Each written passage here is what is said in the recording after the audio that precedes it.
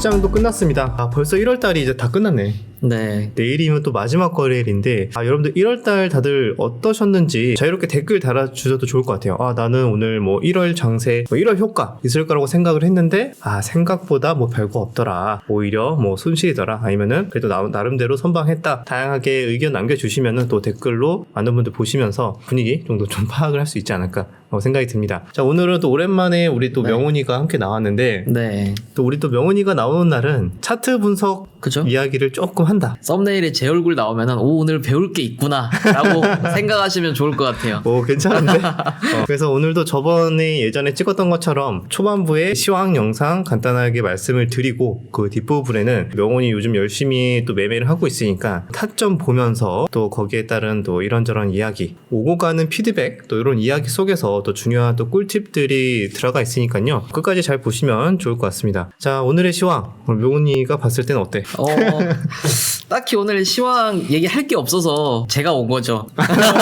그렇다고 볼 수도 있는데 아예 없는 건 아니지. 왜냐면 어제 제가 이제 저 PBR 관련주에 대해서 얘기를 많이 안 했거든요. 연속성 얼마나 나와줄지 이런 것들도 좀 보려고 했던 것 같은데 그래도 종목들이 다 일제히 오르는 건 아닌데 종목들 내에서도 이제 옥석이 좀 가려지는 것 같아요. 저 PBR 관련해서 어떤 이슈가 있냐 대부분 이제 아시겠지만 한 번 더 간단하게 정리를 해드리자면은 저 PBR 관련주를 향해서 이제 정부에서 문제아 리스트를 만드는 거예요. 너네 왜 저 PBR이야? 너네들 뭔가 문제가 있으면은 앞으로 너네 저 PBR 관련주라고 낙인을 찍고 또는 개선책을 마련해와라. 이런 식의 앞으로 좀 정책을 펼칠 것 같은데 일본을 벤치마킹을 했다고 합니다. 일본에서 최근에 뭐 신고가 가면서 랠리를 간 이유가 이런 식으로 저 PBR 관련주에 대해서 주주 친화 정책이나 여러 가지 개선 방안 이런 거에 대해서 압박을 한 거죠. 기업들을. 그렇게 하다 보니까 오히려 주가가 올라가는 좀 이런 긍정적인 효과가 있었다고 하니까 또 그 부분을 벤치마킹해서 우리나라 정부에서도 지금 추진을 하고 있는 것 같습니다. 그래서 요거를 하나의 테마로 봐야 될까 말아야 될까 고민이 되긴 했는데 명훈이 너의 생각은 어때?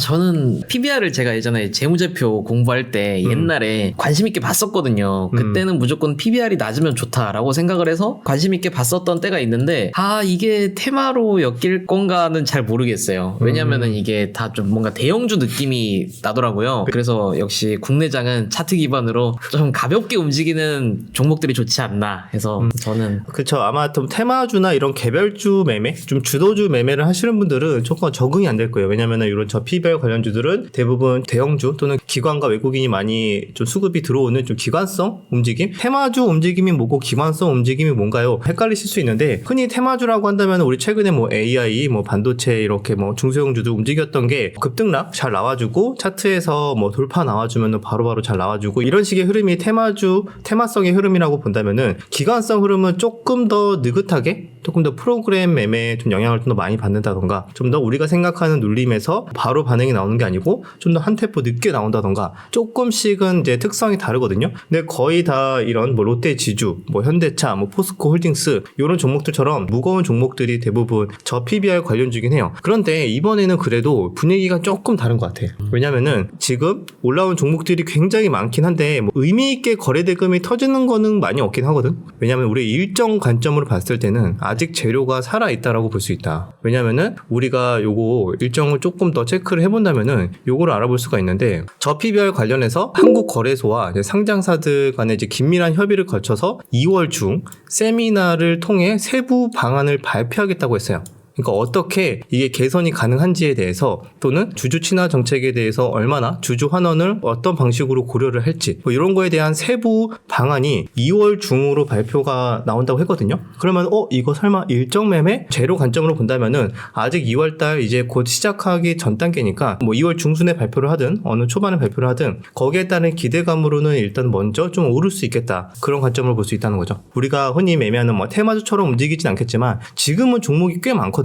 저 PBR 관련주 해가지고. 근데 이게 여기 내용이 결국에는 그거예요. 보시면은 저 PBR 관련 도대체 뭔가요? 라고 생각하실 수 있잖아요. PBR이라고 해가지고 1배 이하를 보통 저 PBR 주라고 표현을 합니다. 그런데 우리나라가 평균이 0.99, 미국이 4.6, 일본이 1.4라고 해요. 그러면 우리나라만 너무 저평가네? 이렇게 생각을 할 수 있으니까 그 중에서도 이제 1배 이하인 종목들이 워낙 많다. 정부에서 1배까지는 어떻게 해서는 좀 맞춰놔라. 좀 이런 식의 의미일 수 있는데 그러면 1배 이하인 종목들은 뭐 뭐 다 오를까요? 라고 생각할 수 있잖아요. 근데 제가 봤을 때는 여기 내에서도 옥석 가리기가 필요하지 않나 그렇게 생각이 듭니다. 왜냐면은 최근에 많이 올라왔던 게 아시겠지만 뭐 기아도 올라왔었고 그죠? 오늘은 신고가 갔다가 좀 차익 매물이 나왔죠. 그리고 롯데지주 오늘도 좋은 흐름이 나왔고 그다음에 한국가스공사 오늘 하락 나왔다가 조금 이렇게 밑골이 달면서 반등이 좀 나와주는 모습들. 그래서 이런 것들을 봤을 때 뭐 태광산업, 다오기술, 다오데이터, 한국금융지주, 금호석유. 그래서 금융주부터 지주사, 유통, 그다음에 내수주 너무 많아. 자동차 이런 종목들 내에 다 저 PBR 관련주가 다 포함이 돼 있거든요. 그럼 얘네들이 과연 다 같이 오를까? 그 부분에 대해서는 조금 고민이 되긴 하지만 아마 이 중에서 상당수는 그래도 옥석 가리기가 나온 이후에 아직 일정이 조금 남아있는 만큼 여기 내에서도 한번 순환매 정도 기대를 해볼 수 있지 않을까 그렇게 생각이 좀 들긴 합니다. 그래서 이것도 한번 관심 있게 계속 추적을 해야 될 것 같고요. 중국 또한 또 저 PBR 관련 이렇게 또 부양 관련해서 또 이런 정책들도 좀 나오는 것 같은데 지금 약간 트렌드인가? 트렌드 이걸 좀 받아들여야 되나? 좋은 거는 받아들여야죠. 왜냐면은 우리가 워낙 테마주나 이런 좀 개별주 좀 모멘텀 플레이를 많이 하다 보니까 이런 또 매매는 아마 과거에 저 10몇 년 전에 자산주 랠리가 나왔던 적이 있기는 있어. 근데 그때가 정확하게 기억은 안 나는데 아무튼 그때 반짝 또 성장주 주춤할 때 자산주나 가치주 랠리 반짝 나왔다가 다시 또 뭐 제자리로 돌아오긴 했거든. 근데 이번에는 좀 다른 게 약간 뭐 정부 정책으로도 연결이 될 수가 있으니까 또 그거를 좀 다르게 또 해석을 하시는 분들도 많은 것 같고 충분히 시장에서도 어느 정도 반응이 나와주는 것 같아서 요거는 아마 앞으로도 또 저 PBR 관련주 계속 체크하면서 목성 가리게 하면서 업데이트를 여러분들과 함께 해드리도록 하겠습니다. 그 외에 오늘의 특징으로 본다면은 몇몇 바이오주가 조금 올랐었고요. 그리고 2차 전지는 다 하락이 나왔습니다. 또 뭐 에코프로 BM, 에코프로 또 계속 하락이 나와줬고 포스코 홀딩스는 아마 저 PBR로 엮이면서 오늘 초반에 6% 반등이 나왔다가 조금 이제 윗골이 만들어지면서 차익 매물이 나와줬다. 자 그리고 오늘 특징적이었던 게 어제 AI 종목들 뭐 샘 올트먼 방한 이후에 완전히 차익 실현으로 세게 하락이 나왔는데 오늘은 나름대로 반발 매수세가 조금 세게 들어왔네요. 그 중에서도 이스트 소프트가 야 이거 밑꼬리가 쭉 하락하면서 전저점 부근까지 딱 떨어졌었네. 다시 막판에 저점 대비 이게 엄청나게 올린 것 같은데 역시 한번 대장이었던 종목은 반등 나올 때도 시원시원하게 움직입니다. 저점 대비 23%. 23%나 올랐는데 명훈이 이따 이거 매매했었잖아. 그치? 그쵸, 좀 부끄럽긴 한데 네, 하긴 했죠. 네, 이따가 한번 보도록 하고요. 그리고 AI 종목들이 좀 이렇게 올라왔는데 폴라리스는 소폭 반등 정도, 그 다음에 플리토도 소폭, 그 다음에 한글과 컴퓨터가 한 10% 정도 반등이 나와주면서 역시 한 번에 끝나진 않고 나름대로의 기술적 반등 정도는 나와주고 있구나. 하지만 이거를 여러분들 추세를 다시 돌린다고 생각하기에는 반등의 폭이 뭐 이스트 소프트 제외하고는 조금 애매하다. 그래서 과대 낙폭에 따른 기술적 반등 정도 수준으로 봐야 되지 않을까 그렇게 판단을 하고 있습니다. 그리고 또 테마성으로는 우리 어제 XR 종목들 계속 체크를 했잖아요. 잘 버티고 있어요. 뉴프렉스도 단일가임에도 불구하고 오늘 소폭 하락 나왔다가 3일선 근처에서 또 반등이 나와주면서 마무리가 됐고 그다음에 나무가가 오늘 조금 하락폭이 깊어서 요거는 조금 털리신 분들이 있을 것 같은데 그래도 5일선 근처에서 반등이 나와주면서 마지막에 관리가 됐고 현재는 시간에서 한 3% 정도 반응이 나와주고는 있습니다. 현재 거래량이 증가하면서 상승 나오고 그 다음에 5일선 근처에 눌림이 나왔는데 거래량은 현저히 감소했다. 타점이 좀 높았으면 충분히 손절은 나갈 만한데 만약에 타점이 이렇게 높지 않았다면 오늘의 거래량을 보고 버틸만 하지 않았을까. 왜? 아직 XR 기기 출시 전이기도 하고 충분히 후속 뉴스 붙어줄 수 있기 때문에 이런 관점에서는 충분히 오늘 5일선 매매 또는 거래량 보고 종가 또는 오버나이트까지 가능하지 않았을까 이렇게 판단이 좀 듭니다. 코세스도 있는데 코세스도 XR 관련으로 충분히 움직일 수 있죠. 얘가 특징적이었던 게 3거래일 연속 밑골이 달아지고 있어. 요렇게 3번 연속 지지를 받고 있거든요. 보시면은 19,000원 전후로 해서 계속 밑골이 만들어지면서 떨어지면 대기 매수세 받아 올리고 떨어지면 받아 올리고 계속 그러면서 지금 2만원 라운드 피겨 가격대에서 계속 놀고 있습니다. 그래서 마치 좀 매물대를 소화하는 듯한 느낌. 이 종목도 마찬가지죠. 상승했을 때 거래량 크게 터지고 나서 현재는 거래량이 와 이게 몇 분의 몇이야 이게 거의 6분의 1까지 줄어든 상황입니다. 그러면은 가격은 크게 하락하지 않았는데 거래량이 감소했으니까 나름대로의 양호한 조정 정도로 일단은 판단을 해야 되지 않을까 그렇게 보고 있고 그래서 XR 테마가 그나마 잘 버텨주고 있다. 오늘 뭐 센코가 따로 뭐 이렇게 갭뜨면서 다른 재료 붙이면서 오르긴 했습니다. 이런 종목들도 올랐었고 그리고 나서 그 외에 또 본다면은 뭐가 있을까? 또 내가 좀 빼먹은 거 있나? 그 비대면 진료?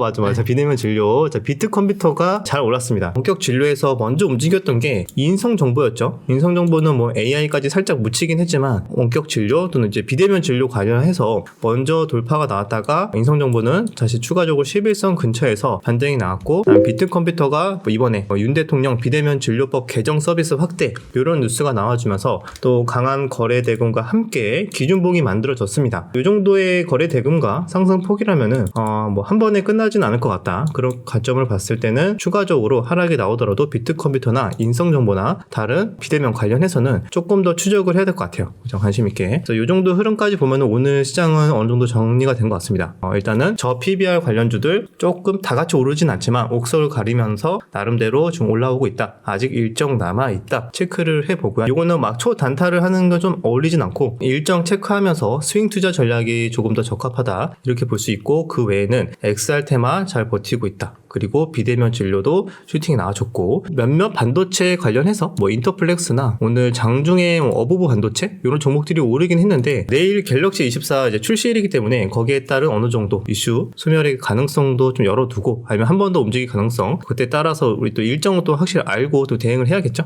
자 빠르게 끝내려고 했는데 얘기하다 보니까 시간이 꽤 지났는데 이 정도로 시황은 마무리하고요. 영훈이 차트로 넘어가서 매매했던 거 한번 또 보면서 피드백하면서 관점들 설명을 드리면 좋을 것 같아. 몇 개 종목 중에 미스터 블루도 매매를 그때 했었지.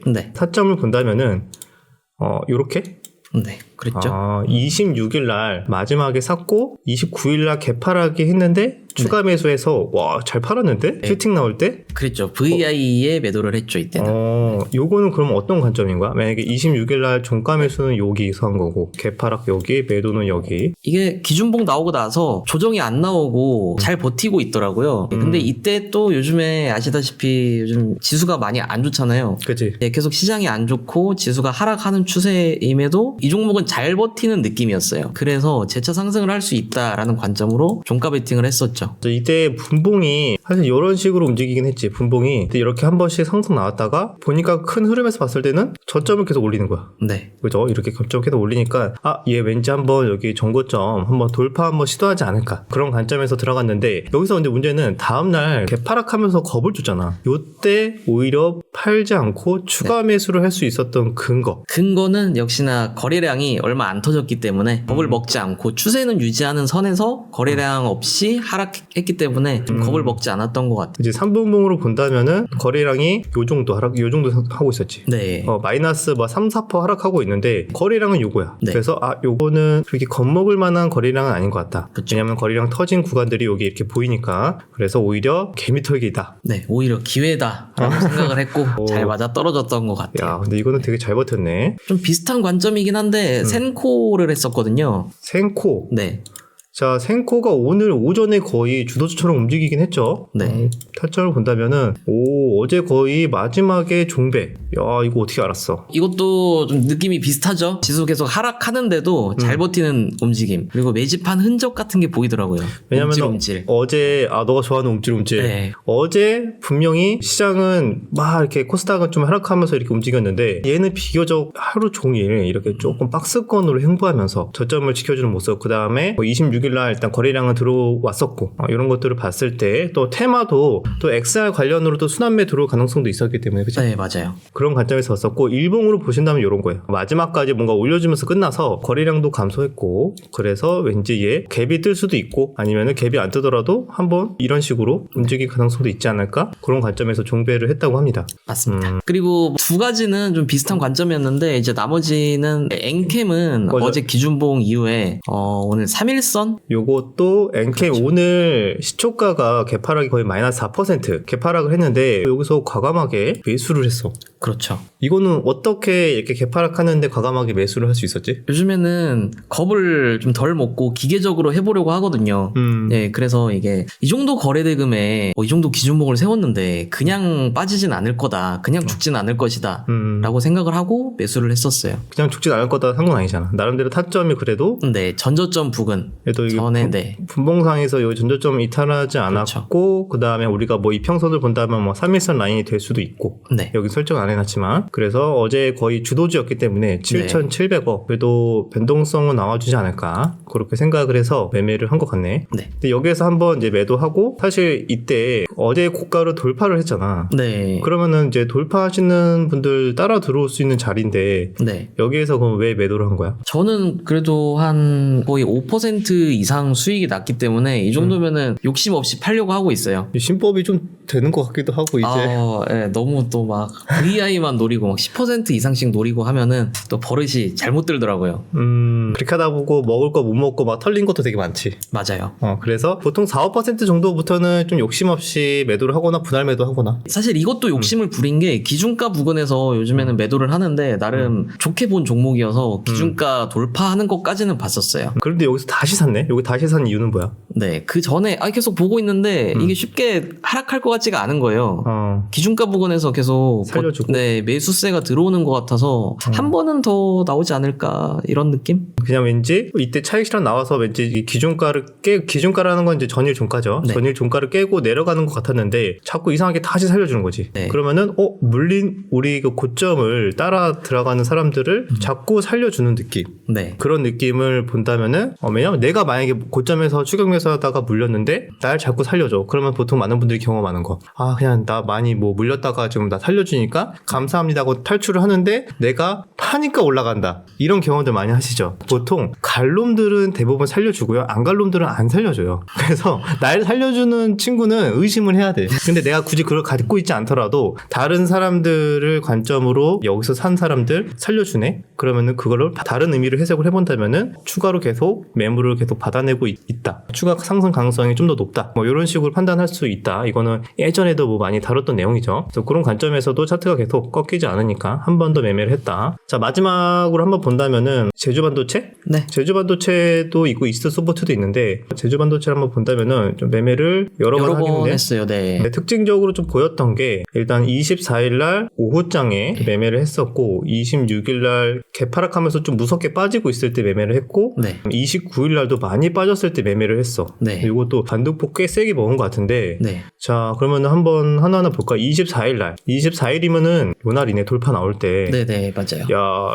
이제 요거는 살짝 돌파 매매. 그렇죠. 솔직히 돌파 매매긴 한데 타점을 보면은 그래도 막 올라갈 때 따라가고 막 돌파할 때 그러니까 정고점 돌파할 때 따라 사는 게 아니고 그 전에는 샀거든요. 이게 타점이 되게 네. 좋았던 게 맞네. 이게 하루 종일 버티고 있다가 네. 수상한데 하다가 결국에는 오늘의 시가? 네. 시가 정도를 마치 돌파할 때쯤. 이거는 솔직히 그 전부터 계속 관심 있게 보고 있지 않으면은 매매할 수 없는. 네, 계속 떨어져라 하고 기도하고 있는데 도저히 안 떨어지더라고요.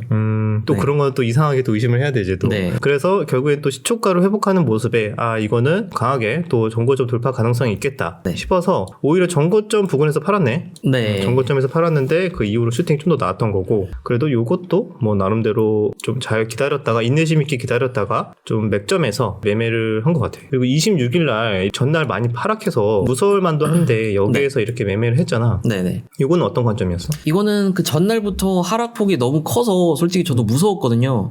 네, 그랬는데 그 다음 날에도 개파락을 하면서 굉장히 무서운 공포 분위기를 풍겼어요. 근데 갑자기 매수세가 들어오면서 아직 그때 사더라도 좀 수익 구간이 꽤 클 것 같다라는 생각이 들어서 매수를 했던 것 같아요. 이때 개파락이 거의 마이너스 9%를 했는데. 네네. 그치. 근데 이게 지금까지 계속 강한 엄청난 주도주였으니까. 네. 그래도 반발 매수세에 조금 잘 들어오지 않을까. 특별하게 대단한 악재가 나온 게 아니었기 때문에. 맞아요. 그렇게 볼 수가 있었고. 그다음에 마지막으로는 여기에서 한번 매매를 했었단 말이지. 여기 네. 밑꼬리에서. 네. 이건 어떤 관점이었어? 이것도 11선 부근이긴 한데 전날 저점을 깨고 한 번 더 반등이 나오지 않을까. 네, 그리고 그 전에 그렇죠. 형이 딱 그어주신 부분. 네, 분봉상 지지선이랄까. 요런 라인에서 이게 이평선도 보지만 또 나름대로 지지선도 미리 분석을 해놓고 있고 여기까지 빠지면은 그래도 기술적 반등 나올 수 있을 것 같다. 그런 구간을 미리 걸어 놓을 수도 있고 시간적인 여유가 있으면은 계속 관종 열어놓고 모니터링 하면서 그때 또 판단을 해볼 수가 있겠죠. 그래서 이런 식으로 최근에 매매 잘된 케이스 몇 개 배울 만한 것들 좀 정리를 해봤고요. 여기에서 설명드렸던 관점 내에서도 디테일들 챙기면은 충분히 좋은 무기가 될 수 있다. 충분히 뭐 주도주, 낙주 내지는 눌림 매매의 핵심적인 이야기들 좀 많이 다뤘습니다. 여기까지 영상은 마무리하고요. 마지막으로 할 말 있습니까?